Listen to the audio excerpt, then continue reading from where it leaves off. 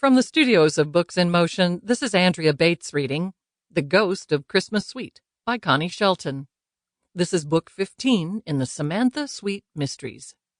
Now let's begin with Chapter 1. Jingle bells, jingle all the way, played merrily in the background as Samantha Sweet carried a two-tiered cake to the sales counter.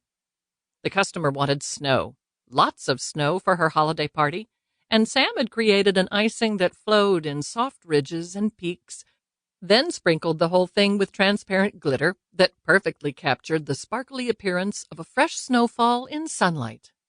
Small edible pine trees clustered near the base of the lower tier, and red garland made a festive swag around the top. Jen said, "Mary'll love it." Looking up from the cash register, she said, "She told me Christmas is her birthday. It's the reason she got her name. And she loves to play it up big with a combo birthday and holiday party." "I ordered the red and green candle she wanted," Sam said, setting the cake into a protective box. She fished around in her baker's jacket pocket and came out with a small box, which she placed alongside the cake. Jen glanced at the clock. She's supposed to pick it up in an hour. Your timing was perfect." Sam surveyed the sales room. One of the 3 bistro tables was occupied. The others were clean and waiting for anyone who came in. She walked over to the beverage bar to check supplies of cream and sugar and make sure the large carafes of her signature coffee blend were adequately full. As usual, Jen had made sure the area was spotless. Sam made eye contact and gave her a subtle thumbs up just as the small bells over the front door tinkled. Jingle bells gave way to Let It Snow. Chilly air whooshed in, along with a tall young woman in a camel-colored wool coat and fluffy black scarf. Her long, honey-blonde hair glistened with tiny specks of sleet, which quickly turned to water as she stepped into the warm bakery. She gave Sam a bright smile, showing perfect teeth. "I hear that Sweet Sweets is the place for the best cheesecake in the whole state," she said, a little breathlessly. Sam laughed and pointed toward the glass display case in front of Jen. "I'm glad you heard that. Word gets around.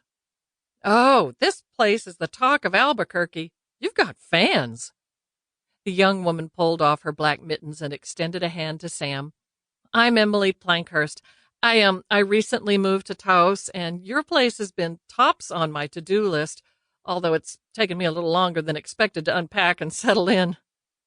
Sam introduced herself and Jen, thinking the newcomer was probably in her late 20s, a bit younger than Jen and Kelly. Emily turned to the display of pastries, and Jen went into the descriptions of the current cheesecake offerings: plain, pumpkin with ginger crust, and their signature amaretto, all seasonal favorites. Emily chose the amaretto and turned back to Sam while Jen scooped the slice onto a plate and added a fork and napkin.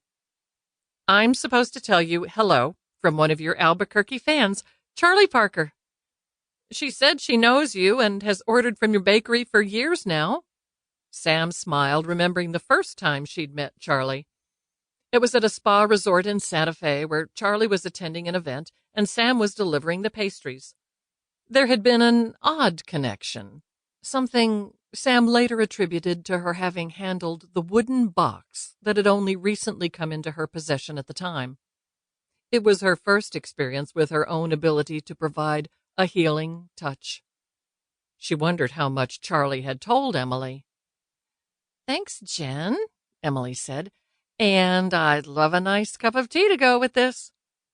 She set her plate on an empty bistro table, and Sam showed her the box containing their selection of teas. "Are you a longtime friend of Charlie?" Sam asked. "Oh, no, not really. We met a few months ago, at a funeral. Well, really, at the gathering after. A neighbor of mine passed away, and it turned out Charlie had helped Linda and her daughter unite after many years. Long story, and I was just a kid when the daughter went missing. Anyway, we talked a bit. Charlie's office is in the neighborhood, and I've run into her a few more times since. When she learned I was moving to Taos was when she told me about your place." "Well, what brings you here?" Sam filled Emily's mug with hot water. "Taos isn't typically a hotbed of job opportunities." Sample complete. Ready to continue?